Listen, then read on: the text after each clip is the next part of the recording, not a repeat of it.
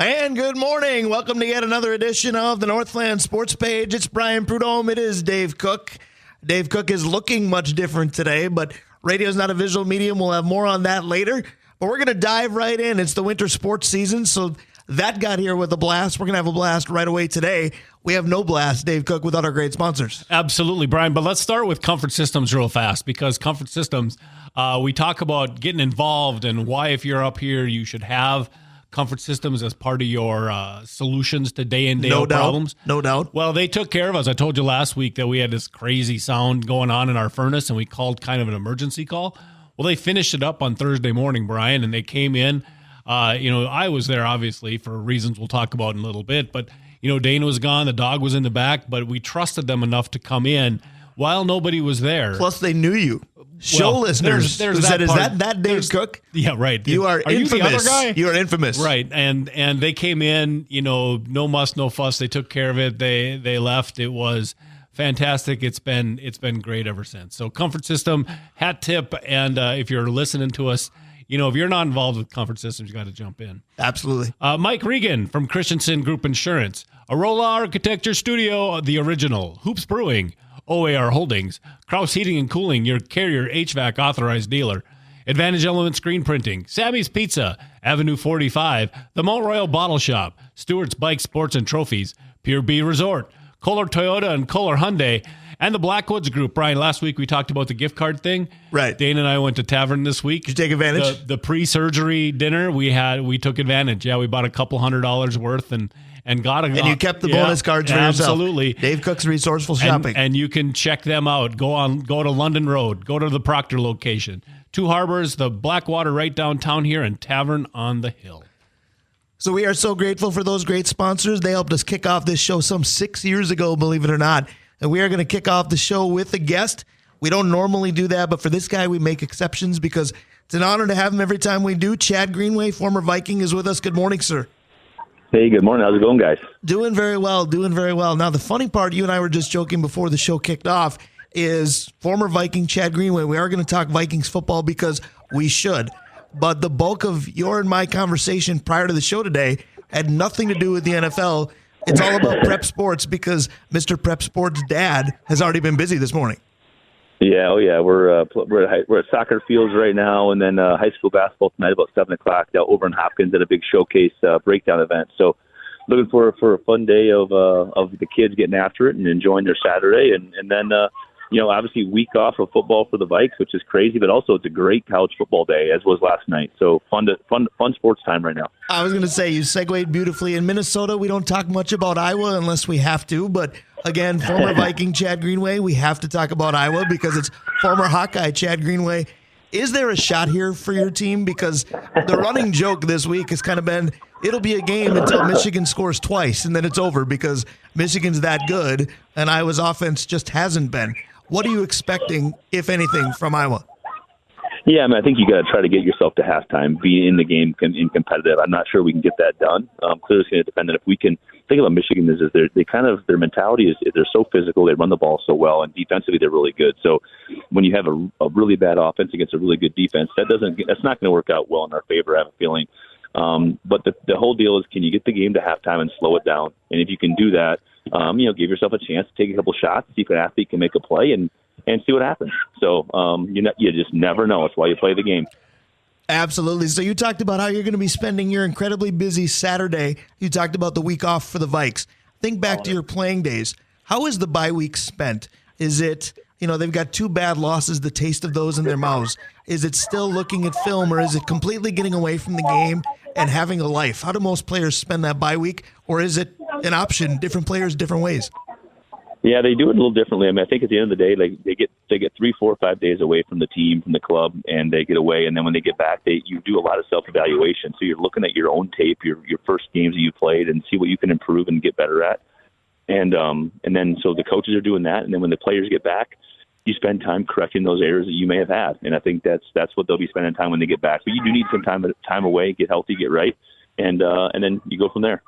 Hey, Chad, thanks again for being on with us today. I have a quick question, though. Coming off a break and the way the Vikings have been rotating through quarterbacks, as a defensive, as a linebacker, as somebody who's trying to get reads on the other team, How in the world does a defense get a read on a team that's going on their third quarterback in just a couple of weeks? Is there any tells? Is there anything that you look for? I mean, if you're coming against the Vikes, you really don't know who's going to be quarterback yet.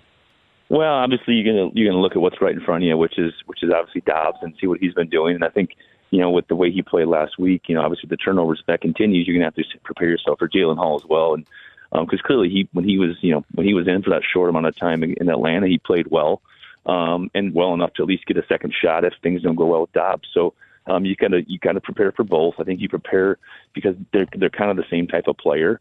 With Jalen Hall's inexperience, I mean, you can definitely lean on. You're going to probably see more pressure and see more aggressive defensive calls just to make him make plays. And I think you can start to see the more of that with Dobbs as well, because he struggled so much last week. So right. It depends on how things play out. But I think you got to prepare for both, and you're not going to wholesale change your scheme or system, but you're definitely going to add some wrinkles to it. So let me put you just right on the spot, for lack of a better phrase, because head coach Chad Greenway, let's just put you in that position. You're going with who at quarterback right now? Because Jaren Hall, you're right. He had 2 series of his NFL career, and one didn't go so well and one did. And then, of course, the concussion, and that was all we saw. Josh Dobbs, everything was wonderful for a couple of weeks. The last couple, I think we've learned why he's been a journeyman. Nick Mullins has NFL experience, not as a Minnesota Viking in regular season play. Where would you go right now, given those 3 things? Oh, baby, that's a tough one. I think you got to stay with Dobbs. I get paid for the good ones, right? Yeah, that's right. I think you got to stay with Dobbs right now because I think he gives you the best chance to win based off the experience.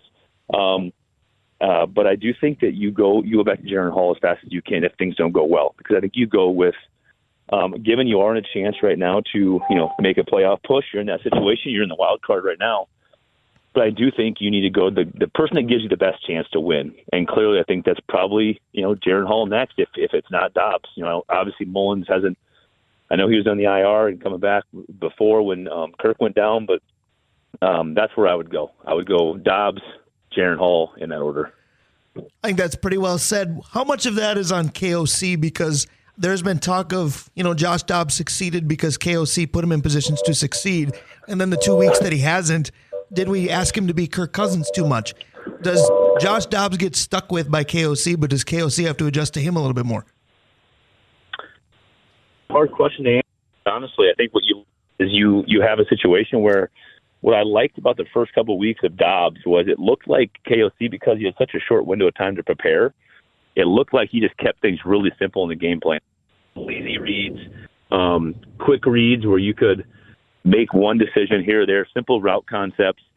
And then again, but then defenses learn and defenses adjust. And I think that's what you saw last week was just more pressure, putting him in tougher situations, tougher decision-making situations. Right. And that's hard to do, especially when you're coming in late and you have less window of time with these receivers and your decision-making skills. And listen, when he was doing really well and we won back-to-back games, you can never get too high and never get too low in this league because the league is so good. And guys are going to figure you out. So just because you do go have kind of a stinker of a game against the Bears and right. It looks like we can't do anything, it looks like the Hawkeye offense all of a sudden, it's like you also can't get too down, just like you can't get too high when you win a couple. You got to find the middle of the road, and they're going to have a week to prepare and come back, and I expect a much better offense coming back off the break. I think that's what we all hope for. Certainly, you said 2 words that I liked a lot because it applies to the Vikings on both sides of the ball. Hawkeye offense? Not that. Okay. Not that at all. Brian Ferentz taking shots here from Chad Greenway, but nothing wrong with that. But, Chad, you did say defenses learn. And I want to flip that to the Vikings defense because the learning curve that they've had, they've gone from an issue to a big-time strength. What have you observed systematically or at least learning curve-wise that has made this defense so much better recently? Well, I think there's been better in tougher areas with the red zone. They've been better on third down. The pressures have gotten home. I think you look at that Chicago game. I thought there's a couple instances where he should have been more aggressive and wasn't. So it just comes down to that on play decision making. That point where you have to make a decision based off of what you feel in the game, and sometimes you get that wrong, and you realize that you're playing in a professional league where you have other coaches and players that get paid to play too. Even the Chicago, who's been playing, by the way, good football, and everybody can call me crazy, but you can lose any game in the league and you can win any game in the league. I truly believe that, and I think you saw that last week. So I think defensively, I like schematically where we're going. Defense is learned. They like to play for Flores. They respect him and they trust him. Obviously, he calls their number a lot, and is aggressive, which means he trusts his coverage. And I think you have to just lean into that. And listen, like, we don't know exactly who we are as a football team. I still believe that. I mean, we've been up and we've been down. Now we've been up, and now we're kind of back to the middle of the road. It's like now we get to dictate how this season ends. So the bye week couldn't have come, in my opinion, at a better time. I mean, you took a tough loss, a loss that's going to make you think about exactly where that next meal is coming from and get concerned about how we're going to move forward. And now you have to hit the gas running coming back off the break, and you have some massive games coming up where you got to win and get back and kind of just stabilize yourself in that wild card spot because, look behind you and Packers are right there. Yeah, he had to go there because Dave Zinnikin had a field day right in front of us, selling all the hope to all the Packer fans. But yes, this is very much a middling team, Dave Cook. Yeah, and Brian, we've been talking about this over the past couple of weeks, and I'm really interested to get Chad's point of view. So Brian Flores has really done a nice thing with the Vikings defense, and everything we're hearing up here is that the Wilfs are willing to do whatever they got to do to keep him. Chad, is there any chance that there's going to be a lot of bad NFL head coaching jobs coming up. The Raiders are coming up, probably Washington. If you're Flores, is there any amount of money or is there any thought process that would keep you as a Minnesota Viking defensive coordinator rather than a head coach in the NFL?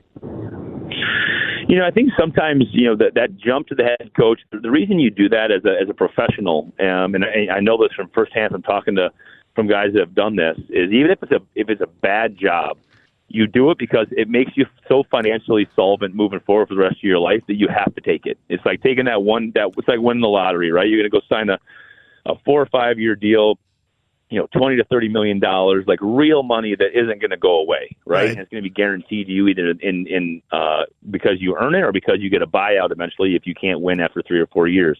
So you have to go make that decision and go do it.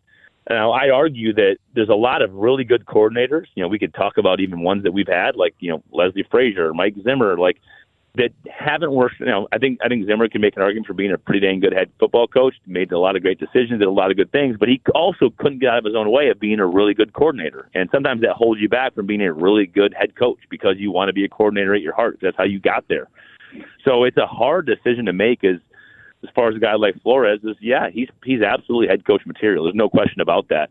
But he's also a very good coordinator. And, I think you got to go, a guy like him who's been there before and been a head coach, you would like to think that he wants to stabilize himself as a coordinator and then wait for that really good job that's going to come and the right job. So obviously for all of us, we hope that we keep him here so we can get this system another year in. Get the players around his system to be better, even better next year. But I got to believe if there's a good job that comes open, he's a candidate based off his history, what he did in Miami. I think he'll take it. Unfortunately, I would agree with that. Dave mentioned the Raiders position potentially coming up. I want to ask you about the Raiders for two different reasons. Number one, it's one of the more unpredictable opponents. It's the next one for the Vikings. But number two, Antonio Pierce is the head guy there. It's part of that linebacking fraternity. What do you think of a guy like that getting that kind of opportunity? Yeah, I love it. And here's what I think is good about it is you have a guy who's been there and done that. He kind of fits the mold with the Raiders' MO, and he's also played for them. I mean, he's a guy who's it kind of runs deep for him. And I think the thing about a guy like Antonio Pierce is he's going to come in and he's not going to tell these guys all the things that he's done. He's lived it and been there and done that, so they immediately respect him because when you've played and you've earned that respect and played in the league and won, and he like the way Antonio Pierce has won, like he's immediately going to have that respect of his guys. And I think now it's about what's my personality as a head coach now? Like, am I going to be a guy who's going to try to dictate every movement the defense makes, or am I going to be a guy who's going to say, you know what, you're my coordinator, we're going to trust you, this is your defense, I'm going to be the head coach. And I think a lot of times, like I said in my last statement, is a lot of times coordinators can't stop coordinating. And that holds you back from being the leader and the CEO of the team, which is what the head coach is. And I think that's a problem that goes around this league. You look at a guy like Mike Tomlin in Pittsburgh. Again, the Steelers hired him away. He was a great coordinator. But Mike Tomlin is one of the best motivators and leaders that I've ever been around. So for him to go in there with Dick LeBeau being the longtime defensive coordinator in Pittsburgh, it wasn't like, no, we're going to run the Tampa 2 because I'm a Tampa 2 guy. No, it's like, hey, Dick LeBeau, like, you're really good at what you do. I'm going to be the CEO of this team and the head coach and the leader, and it's worked. And I think that's the mentality that if he can take as a former player that he'll be a guy who could get hired moving forward in that position. So just a different approach and a mentality that I would take if I ever got that opportunity. That's a fantastic point because Mike Tomlin, he's just one of those guys where you look at that roster in Pittsburgh and you go, how in the world is that a winning football team? My answer is always those two words, Mike Tomlin. He just doesn't have losing as part of his vocabulary. You talked about problems around the league. Chad, we know that injuries are part of the game. It doesn't matter what game, it doesn't matter what sport, it doesn't matter what level. But when you look at the NFL this season, the amount of high-profile injuries is alarming to me. I mean, you look at the Vikings' next game, Vikings-Raiders, not sure if that would have been a marquee matchup anyway, but nobody going into the season said, hey, look for December 10th because you're going to get Aiden O'Connell versus potentially Josh Dobbs. Are you shocked by the number of high-profile injuries that we're sustaining? Any particular reason behind it?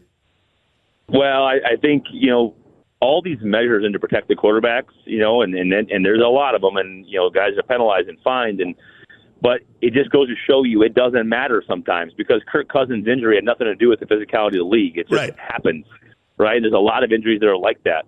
And you can bring all these rules in. Now you can't do the hip drop tackle. It's like this game has changed so much to try to protect it for safety, which is great. That's what you want. You want guys to be healthy. You want guys to play. But all of a sudden, when it's going to become dictated by the referees and their decision-making process towards some of these situations, and I will throw this one out there real quick as a zinger to the refs is, let's just agree that a guy like Patrick Mahomes and a guy like Josh Dobbs are not getting refereed the same way. It's like a different league for these high-level quarterbacks who are healthy because our guy in Denver was not protected on a play that really mattered and a drive that really mattered and 3 points that really mattered. So, that drives me crazy. But, at the end of the day, that's what, attrition is what makes this league go around. You have guys that have gotten opportunities and created long careers because of attrition, because of injury. Tom Brady's a great example of that. Adam Thielen's a great example of that. So the world goes round, guys get opportunities, and sometimes it works and sometimes it doesn't. And in Aiden O'Connell's case, it's not looking great, but at the same time, what's the body work going to be like over a season? Josh Dobbs' first real shot to be, to earn a long-term starting position here moving forward. We've got a smattering of really good and some really bad last week. So what is he going to be at the end of the year? And if it doesn't work out, then most likely that opportunity will continue to not be there, and you'll draft somebody else to come in. But injuries are part of the game. It's 100% guarantee that you will be injured in the NFL. And sometimes when it happens to your superstars and your playmakers, it really stinks. It does. It's going to be interesting, Dave, because Dave Sinekin said to close his show, Matt LaFleur has never lost a game in December. What did I say to you? I said, he's also never played one minus Aaron Rodgers. Life is going to be different this December for Matt LaFleur. 100%. 100%. 100%. I mean, at the end of the day, you've had 30 years of Hall of Fame quarterbacks in Green Bay, and you got to give them a lot of respect for how they've handled this situation because they have a nice football team, a football team that can absolutely cause some problems moving forward here, at the end of the year and into the playoffs. But that is not a fair assessment of Matt LaFleur's career as a football coach because clearly we know who he had there running the show, and that's a big-time difference maker. And I always like to bring up their passing offense as an example, especially in his 2 first weeks of Josh Dobbs when things were really good, is you look back at that Aaron Rodgers-led passing attack back in the day when they were just slinging the ball over the place and could get anything done they wanted to.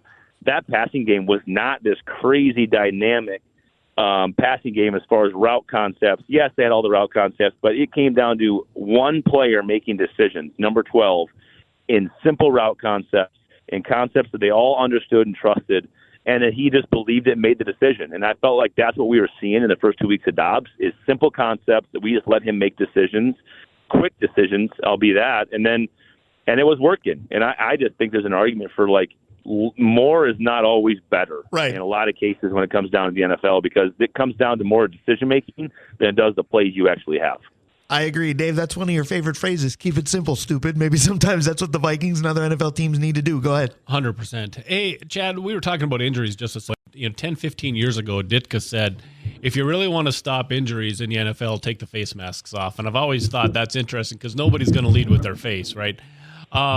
Is there a rule or two that when you were playing or even that you see now that you just kind of roll your eyes at and removed?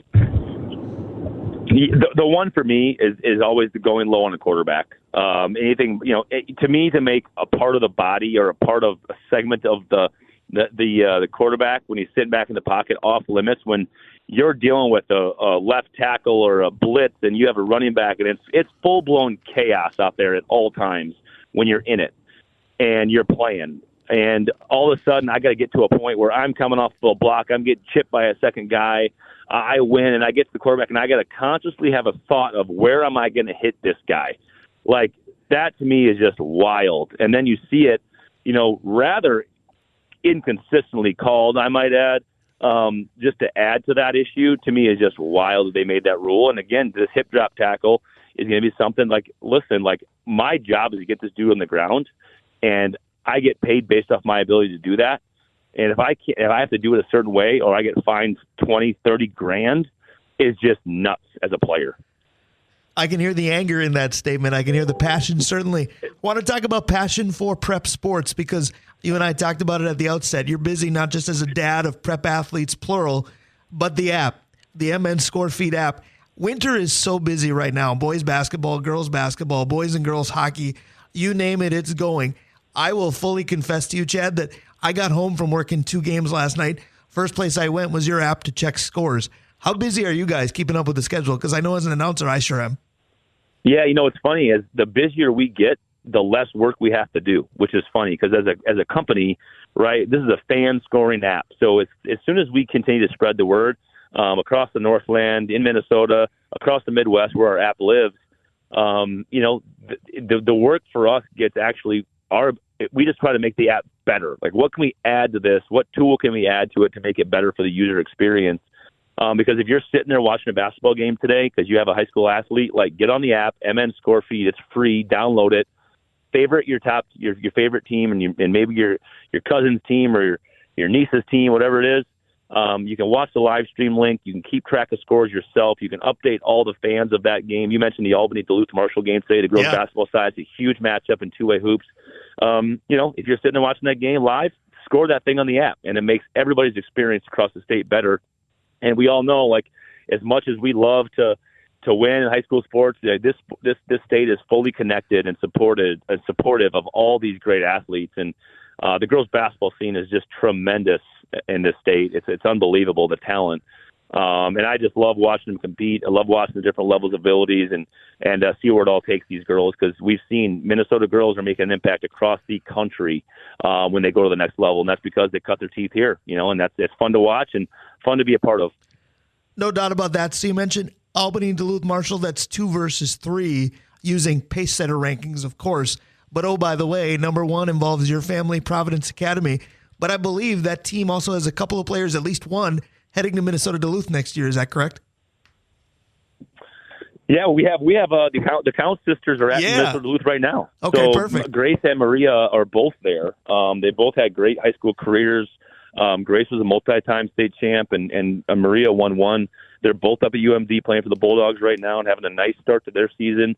So it's so fun for us to just see these girls go to the next level and have great high school careers and great experiences, and then go play for these really impactful programs. UMD is just an unbelievable D2 college program, and a program that if they jumped up would compete all day long. And they're doing with almost the majority of Minnesota girls, and you love to see that when they're recruiting local and those kids are doing well. So right. We'll get out to some UMD games. We're going to come to Duluth and watch a couple of games too, so we can watch the Count sisters. And there's one Count sister left. Right. Hope she's still she's a junior for Providence. That was my way of putting a bug in her ear that we can use her up in Duluth too, because that family, the talent knows no bounds, man.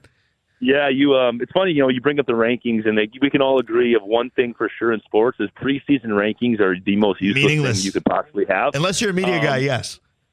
Yeah, right, exactly. So even in our app, I'm like, don't do the rankings, guys, and they kind of joke at me and laugh. I'm like, well, the people love it. I'm like, okay, whatever, I guess it gets users. But the reality is we know how many good two-way basketball teams there are in Minnesota. We're, obviously we can't forget about Crosby Ironton, the Torrey Line gang over there. They're extremely talented, the state tournament team. I know they played Proctor already, who's got a nice team. Pequot up north has got a great team in two-way. Yeah, Pequot is running over people. They're going to be that good.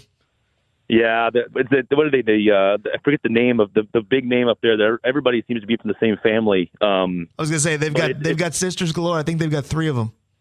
Yeah, so it's just fun. To me, I'm a small town kid in South Dakota, so when I came over here and my kids started playing, like, to be a part of this basketball community is tremendous. And if I can do anything to elevate all the girls, obviously love my girls to be able to be in a great spot to get better and impact their own teams. But, I truly, truly, truly cheer for all these girls because it's so fun to watch. And, you talk about that Albany team. You got a kid going to St. Cloud. You got a kid going to St. Thomas. You got other kids going to play college basketball, all in that town of Albany, who is just a basketball crazy town, and a guy that can coach his butt off. And they're going to, they got a bunch of seniors that have been preparing for this year, and they're going to be a tough out no matter who plays them. So we actually go to Albany here, I think, right before Christmas break. Oh wow! For a road game to Albany. That should be real fun. Easy environment to play there in Albany, I'm sure. Yeah, that might be a chaotic gymnasium to say the least. Chad, real quick, I want to make sure that'll be a fun one. Yeah, no doubt. I want to make sure I touch on everything that you do. That's my MO whenever you come on the show. So here's my segue or awkward segue for today. So there's a bye week for the Vikings tomorrow. So if you're watching football tomorrow, the easy thing to do would be to kick back, lazy boy, couch, whatever, crack a gray duck, right? Oh my gosh, yeah, I was doing that last night. What are you talking about? What do you need to wait for tomorrow? There you go. I got to finish the show first. That might be frowned upon, but yes, go ahead. Yeah, to me, Friday's just the best day of the week. It's my favorite day. Always has been. I love it. Like most people out there. So Friday night, last night, I went and watched. We have a bunch of friends that play for the Wayzata high school basketball team, the girls team. We watched them play last night, and came home, had a nice gray duck, just a gray duck and seltzer. Nothing crazy, smooth. Put me right to sleep. Had a nice little sleep. Woke up.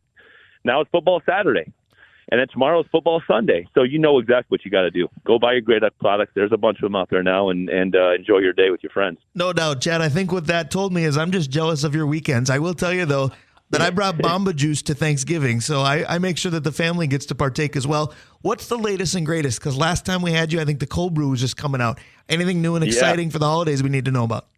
Yeah, it's funny. The cold brew came out and just actually exploded, and that's actually a product that we're going to be taking to a big scale. We're going to be taking that thing national here really soon, which is going to be very cool. Be our first product to make the big time. It's an excellent product. We have a license agreement with Caribou Coffee to buy their product, and nice. It's a 7% ABV. It's a great product. It's fun. Very Minnesotan with the Caribou involved. And then we just launched a THC product called Happy Duck, and that's something we're dabbling in.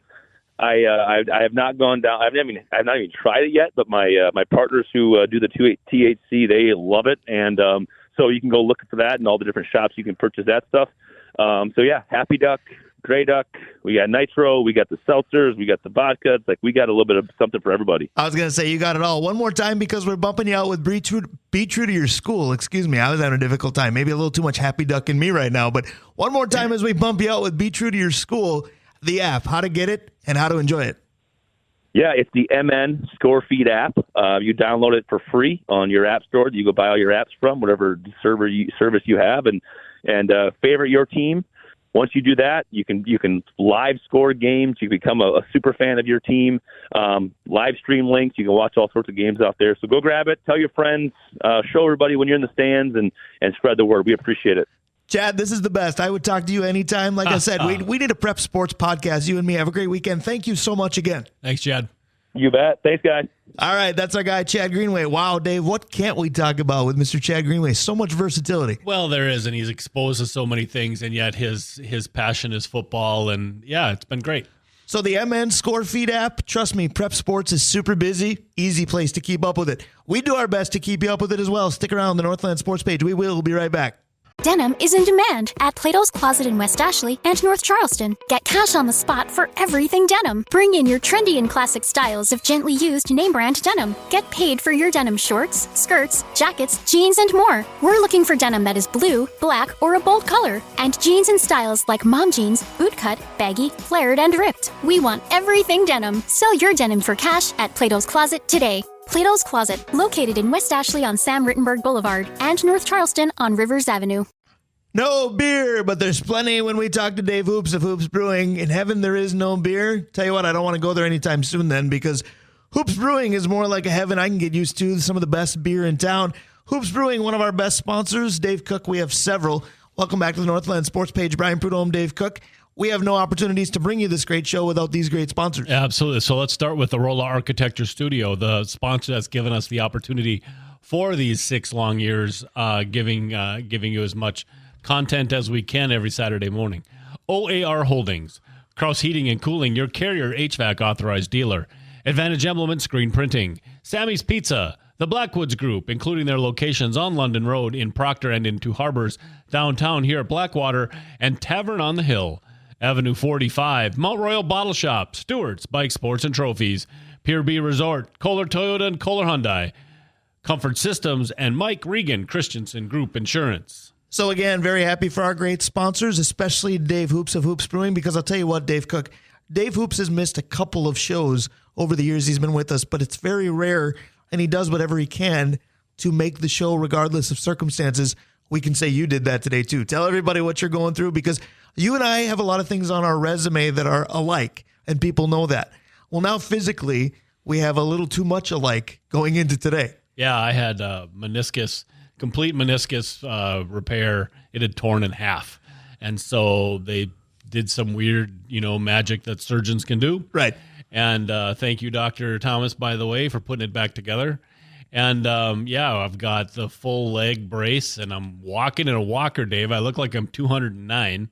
And, Brian's probably more mobile and able to carry more things than I can right now. I was going to say, between Dave Cook and his situation, me and mine, John Carlson with his new hip, I think the high school hockey 5K needs to be a race as far as the coverage on the Northland Fan, because it might be something that I would actually win right now. Yes, 100% you'd win. But I'll tell you what's a winning effort. Anytime we get to talk to Dave Hoops, you rubbed off on Dave Cook because Dave couldn't miss the show, and you rarely do as well. Good morning, sir. Good morning. I hope for a good rehab and quick heal for you, Dave. Of course, you got to make the show priority. Yes, 100% priority. Speaking of priorities, beer becomes a holiday priority as well. I feel like we're talking a lot of libations on the show so far today because we just had Chad Greenway with his Grey Duck products. Hoops Brewing, this is a great Saturday, but Dave Hoops, I'm just going to say it, next Saturday is going to be my favorite of the calendar year. Yeah, mine too. I think it's the artwork's all taken care of for this year's Christmas crawlers, and next Saturday is the date, and the beer is beautifully red and smelling a bit like cherry pie, and can't wait to release it. That is great to hear, Dave Hoops. Your cell phone's giving us a little more terrorism than usual today, but we can work through it. Speaking of a little more terrorism than usual, a couple of weeks ago, the Vikings were a team that seemingly could do no wrong. A couple of weeks later, they're a team that can seemingly do nothing right in the clutch. You are the positivity that I always need. It's a bye week, so nothing to worry about this week. But as far as playoff possibilities, you still like this team, don't you? Yeah, I hope that this is a better connection now. But it's a little robotic, but we'll stick with it. We'll let you know. Keep talking to us. Okay. I very much like this team. We're definitely staunchly in the wild card spot that Seattle lost didn't hurt. And I think I agree with Greenway in that they're probably going to try Dobbs to see how he clicks with JJ. But, the kid was playing well before he went out, and Hall, and I don't really think that the sky is falling at all. We lost 2 games by 3 points. And, it could have gone either way every time. It's still very much up for grabs. And then the 2 Detroit games coming. This week, I think they may lose to New Orleans. It's far from over. It is going to be interesting to see who does what. It's one of those weeks that you can literally scoreboard watch. I'll confess, as a Vikings fan, I do it all the time anyway. Look at you admitting to following Green Bay games. That's awesome. Right. Cheering for whoever they play. I have 2 favorite 100%. teams. 2 favorite teams every week. One of them is off, and the other one this week happens to be the Chiefs. It's whoever the Packers play.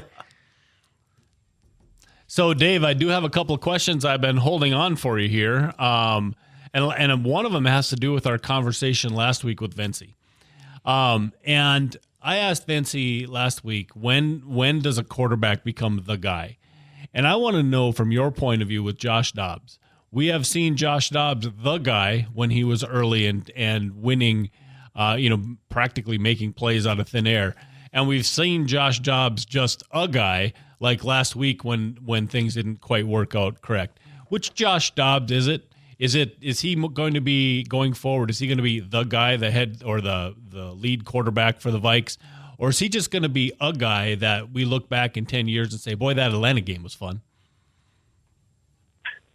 That's a great question, Dave. I think that our reaction was like that Christmas gift that you open and your eyes light up and you just can't believe that you got what you really wanted, and then it kind of breaks or it needs a little TLC. And batteries not included? Like, oh, man. Yeah, exactly. But then you get it up and running. You're quite happy with it. And, you could argue he's been on all these teams for a reason, but he's bright and he's mobile, and he was going to have a bad game. We all knew this. I'm willing to see the guy. I think Kirk Cousins is the guy. But for the rest of this year, I think that he'll just play himself out of the position if he continues to perform, again. This next game probably would end that. But semi guy, how's that, Dave?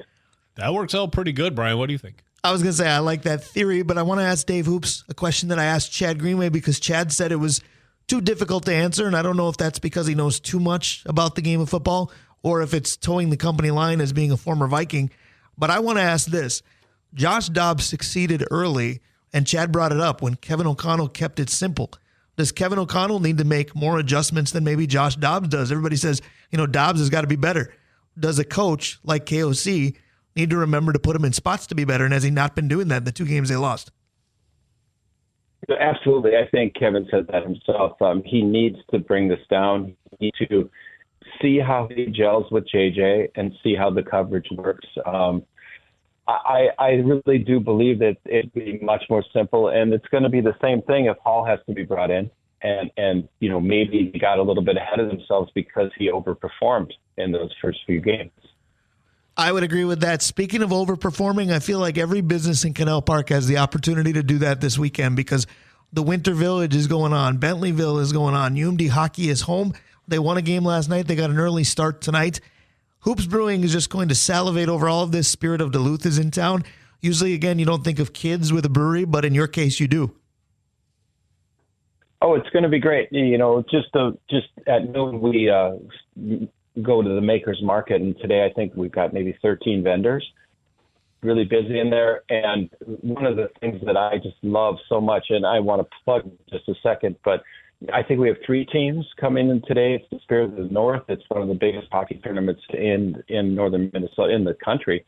And we'll have teams around all afternoon. And you guys might have mentioned it, but December 23rd, Duluth East alumni game, outside, 10:30 a.m. I'll be there, be square. I get to watch my boy play for the first time in a while with a bunch of East legends. I really want to encourage folks to go there for that. That makes me almost want to do the show from that game because that afternoon we're actually doing the varsity game Duluth East in Mounds View. It might be fun to do NSP from Heritage and check out the alumni game as well. That actually might be a lot of fun. Put it on the books, Brian. I was going to say, we can see if we can make that happen. Or Dave Hoops, talk about an on-air production meeting. We had been pondering maybe the last Saturday of the calendar year, which is the 30th. We're long overdue for an appearance in the brewery. That would be Vikings-Packer Eve as well. It's booked. You just say the word. You're welcome, and we'd love it. All right, those are the kind of responses I love, and that's the kind of good work they do with you at Hoops Brewing. I talked about cherry ale without question, and that's next Saturday. I'm just going to spoiler alert for you. I'm going to bump you in with Andy Williams' most wonderful time of the year next Saturday because for me it's going to be. I'll do the show. We got a hockey game at Heritage that day too, and then I 100% will be at Hoops Brewing either to buy you out of said product or to sit and have several of said product. Or both. But talk to me a little bit about what's there now. I know I'm counting down for a week, but there's some good stuff there right now as well. There is. We have, 23 different beers on tap, including the very popular Blueberry Pale Ale, which is the segue to cherry. We just released our Pilsner, which is a classic drinker, very big hit. I mentioned that smoked heifer's coming out, and it's, cold, and it's a really warming brew. And, of course, the driveway beer continues to be a huge hit with people's memory of, time spent when it wasn't with Philly.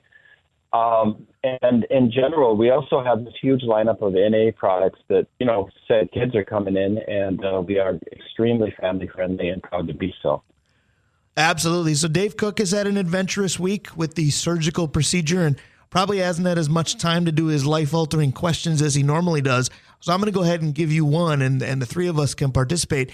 And I'll tell you what, if you don't want to choose one that's personal, you can choose one that affected your favorite athlete or favorite team. But with Dave's new physical scenario, I've been joking with him that he's got a new respect for how I go through life, but that's not what I was after here. But I do want to ask, what's the most difficult injury that you've had to overcome? And it can be personal, or you can have a sports hero that got hurt that just stuck with you. There's been a few, but I'll go personal. When I was back in college, I was working my way through by working on the fishing boats up in Alaska, which is not like on dangerous catch, trust me. And I tore my arm out really bad. I dislocated it. And that's not that bad to come back from, but I was expected to be on the deck fishing every day. And, I'm not going to compare myself to an athlete in that case, but I was playing hurt pretty badly to the point where eventually I had to be airlifted in a helicopter, first time in my life, in order to get some repairs done. And I was the laughingstock of the crew for, the rest cruise, so to speak. But that was difficult. That's my story. Yeah, that's a tough one for sure. Dave Cook, you've got a difficult time right now, but I have to imagine that doesn't compare to what perhaps physically you're most noted for having overcome. Physically and mentally and emotionally. When I went to a certain local hospital for a neck repair, and they were going to fuse my neck, Brian, and on the way in, they cut both of my vocal cords. And not being able to speak for a year was, for a guy that all he does is talk for a living. Right. Yeah, that was bad. But then when it was put back together and they said, hey, Dave, your voice is plastic, just go tear it up now. I've been able to talk nonstop ever since. I was going to say, you've brought the heat vocally every time you can. For me, it's kind of similar to you because it does involve the neck and it does involve the upper body, because I've got lower body issues since birth that I don't know any different. So people ask, do you wish you had it differently? Maybe. Sometimes I'd wish the good parking was with me no matter what. And there are certain things that I've adapted to with my circumstances that, not knowing any better, maybe I wouldn't want to let go of. But part of my life too is very dependent on upper body strength. And I get pinched nerves in my neck like it's a hobby. Newsflash, it isn't. My chiropractor becomes my best friend, because if my upper body can't compensate for everything else, there's not a lot of purpose that I serve, without question. So that's been the toughest for me. But I'll tell you what, a purpose that Hoops Brewing serves is great service, great product throughout Canal Park. Talk again about if you're in the area today, and just about everybody seems like they're going to be for some reason. Great reasons to stop by include what, Dave Hoops? Well, everything you just mentioned, the thing down at the deck, the Christmas Village is huge. And then you mentioned the early UMD game, which is great. Come early, come often. And then everybody that attends the game brings stuff in, and it's good for you to hear. It's a reason alone to come visit and enjoy this nice weather. We're not going to have it forever. Those are things that are. All right, Dave Hoops, we appreciate you. Your cell phone didn't love us today, but we love you no matter what, and we got through it. We'll do it again next Saturday. Have a great weekend, my friend. Yeah, I'm sorry about that. Thanks for having me. Hey, no problem. Technology is what it is. We love it at times. We hate it at times, but we love Dave Hoops every time. When we come back, a coach said goodbye at the prep level this week. We'll say hello to him when segment 3 of Hour 1 starts. It's the Northland Sports page. Stick around. We'll be right back. A little Motley Crue, Kickstart My Heart. I've always thought that would be the perfect soccer intro song for just about every team out there. Brian Prudhomme, Dave Cook, we are the team that makes up the Northland Sports page, but we've got several teammates. They are known as our great sponsors. Absolutely. Let's highlight the one that just left, Dave Hoops, owner of Hoops Brewery. And again, they are cranking this weekend with all the stuff going on downtown. My niece went to Bentleyville for the first time last night. Nice. Brian. What'd you think? She looked out of our deck yesterday night when they got back, and she was pointing and said, "That was so much fun. Look at that." And then she pointed at Superior and she says, "Look at that beautiful city too." And I thought Brian would love to be here right now. She loved Bentleyville, and I think if you're heading down to Bentleyville today, take a little bit of time, head over to Hoops. and get some libation as well. I was going to say, you may have to take some time because if you're heading down there today, so is everybody else. So enjoy the crowds down there. That's right. That's right. OAR Holdings, Kraus Heating and Cooling, your Carrier HVAC authorized dealer.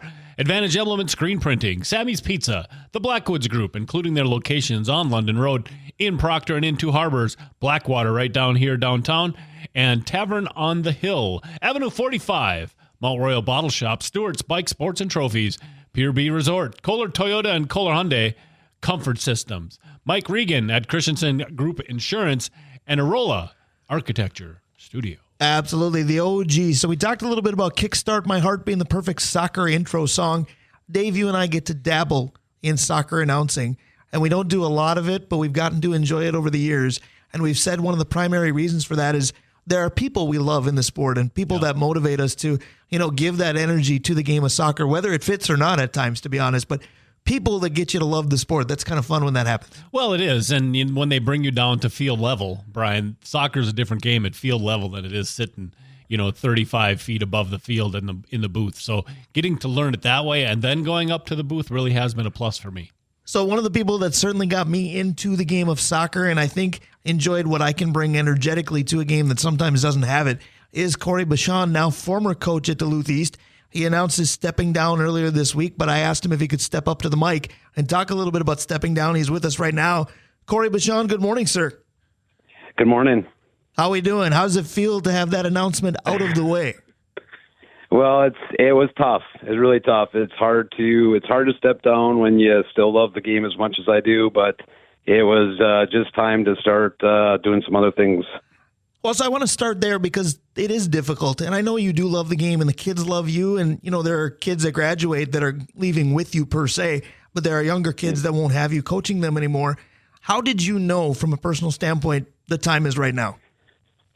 I don't know if I can even answer that. I don't know that it is the right time. I just feel like what's going on in my personal life with all the time that I give to this game that I love. It was just time to just step up my personal game with my personal life. So I think that it just kind of felt right, even though I don't know that it's truly sunk in. I don't know if it really will. I was going to say maybe August when everybody else is hit the practice pitch and you haven't, it'll feel a little bit different, right? Yeah, right, exactly. Yeah, for sure. There's a lot of good kids still there, and it's a heck of a program. They treated me well, and I'm really going to miss it. I'm hoping that, we're still going to put on a camp every year, so I'll still get a little taste. But, it was definitely not an easy decision. No question about that. So you talked about stepping up in your personal life. And it's funny because I look at the phrase stepping up, and I feel like that's what you did to every program that you ended up touching, because you go to Duluth Marshall and their program elevates. At UWS, their program is elevated to a great level. Where you brought Duluth East from their standpoint of success has been huge.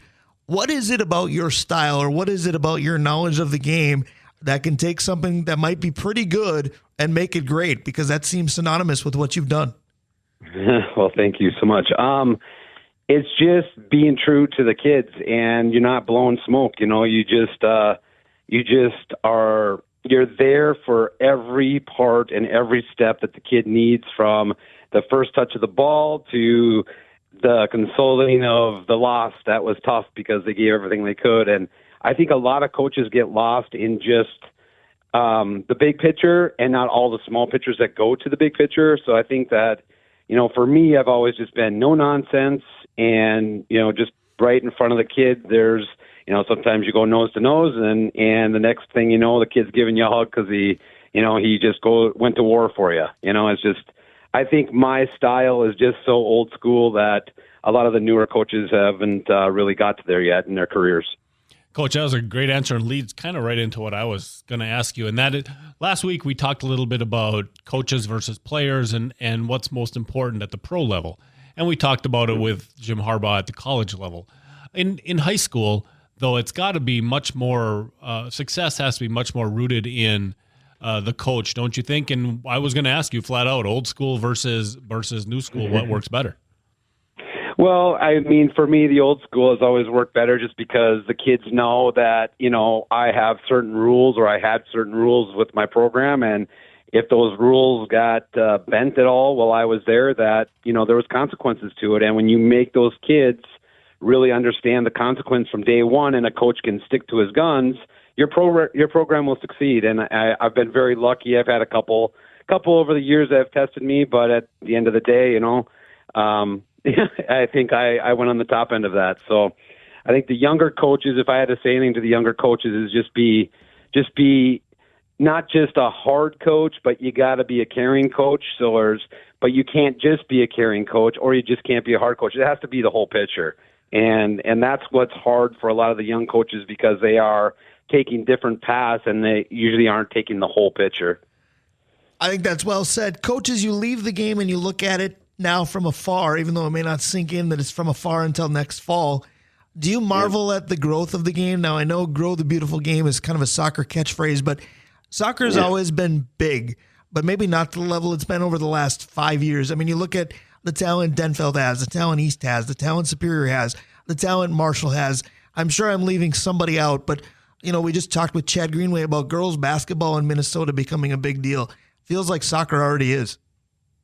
Well, I definitely think it is. I mean, it has such a great feeder program all over the world, and our little neck of the woods up here has just been getting stronger and stronger with good programs. The kids are touching the ball a lot more, throughout the year. There's some indoor facilities now, and that's helpful. And there are some really good people out there that make this game what it is. And then these kids just fall in love with it, because it's not. You don't have to be the biggest kid. You don't have to be the fastest kid. Right. It's a sport that fits kind of anyone, which is really what makes this sport great. I would agree with that. Then the passion that the kids have kind of spills over into the fans as well. Granted, you talk, international soccer, you talk about MLS soccer, the fans are crazy, but I feel like the energy level is lifted at the prep level as well. You got a guy in your PA announcer and me that's yelling and screaming, and soccer's not used to that, but I feel like the fans are too. It's a good atmosphere. Yeah, it's a great atmosphere, and that's the thing that's going to be so hard to step away from, is just knowing the work you put into when it comes to game day and you stand on the field and you're not going to be there anymore. It's really hard to, as a coach, when you can still be there and you can still give a lot, but missing that whole what you work so hard for, and then when you get to that point and you're stepping on the field and ready to go to war, it's just, that's going to be the part for me that's really hard to miss. I'm going to really miss that. I would agree with that. I think you're probably going to miss trips to US Bank Stadium as well, because a couple of memorable ones there, no doubt. Oh yeah, we should have had a couple titles. There's no doubt about it. I've had some great teams over the past few years, and just, I don't know, that Stillwater one still haunts me. But it's just, I mean, the East is due. They got if they continue on with the hard games and playing the teams that are at our level, and they continue to do that, all season, they're gonna be there again, and hopefully this time they can hold the trophy. I hope you're right. We're talking to now I got to get used to that, former Duluth East soccer coach, Corey Bachand. Corey's got to get used to it too. You talked about what you would say to younger coaches. What about to whomever replaces you at Duluth East? Because if Will Smith sticks around, what do you tell him besides get this kid the ball? Because he's still pretty young and he's unbelievable. Yeah, he's a heck of a talent. There's a lot to learn still, but at the end of the day, he is a kid that you can, put a lot of faith in. You just tell the coaches to let them kind of find their way, and it doesn't have to be so programmed. Let kids play the game the way that is comfortable for them, and then you make adjustments. And good coaches have to just continue to do that, where some of these younger coaches get stuck with a system, and that system doesn't, give compliments to some of these players that have a different way of playing, and you want to be able to just tweak your team and try to get everybody to fit so you get the most out of each player. I agree with you. So we talked about things that you're going to miss. I just have to ask, are you going to miss the rivalry with Scott Anderson? Because prep sports up here is just better when East and Denfeld are both good in a particular sport. Yeah. Well, for the past several years, East and Denfeld games have been, can't miss type soccer. Right. I think we're going to miss that just because Scott's such a wonderful guy anyway. He's got East in his blood as well. So the rivalry has different chapters. So it's just something that I think has to be missed. Well, of course. I mean, anytime you get in a big game that's local, and look at how far Scott is fantastic, and I love playing against him and coaching with him at the All-Star game, and just through the years, he's fantastic, and the program, is on a build year this year, but look at Cloquet and look at how good they've been, lately, and it's like the local teams and start fill the stands and get these kids to play against some really good opponents.